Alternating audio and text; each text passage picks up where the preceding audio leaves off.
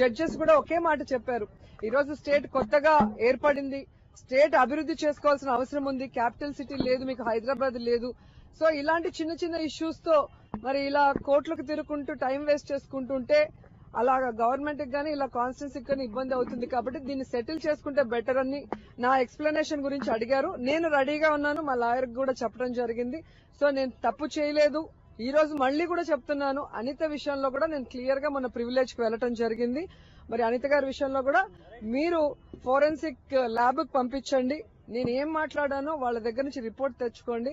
అంతేగాని sub titles వేసేసి English లో తెలుగులో నేను అనని వాటిని అన్నానని చెప్పేసి మళ్లీ ప్రివిలేజ్ కమిటీ ద్వారా నన్ను 1 year సస్పెండ్ చేయాలని చెప్పేసి ఒక ఈగోకి పోకుండా ఈ రోజు కొత్తగా వచ్చిన ఎమ్మెల్యేలను మేము మాకు ప్రజా సమస్యల మీద కాన్సన్ట్రేషన్ తప్ప అధికార పార్టీని తిట్టాలనో అధికారిని ఇబ్బంది పెట్టాలనో మాకు లేదు. రైల్వే జోన్ విశాఖపట్నంలో పెడితే మరి ఉద్యోగ అవకాశాలు వస్తాయి, మరి పిల్లలు కానీ అవసరం కానీ భావితరాలకి ఇది ఒక సంజీవి లాంటిదని కానీ ఆలోచన లేకుండా ఒకే వ్యాపకం మీద ఇవాళ స్థానికంగా ఉన్న పెద్దలందరూ కూడా పెద్దలు ఉన్నారు.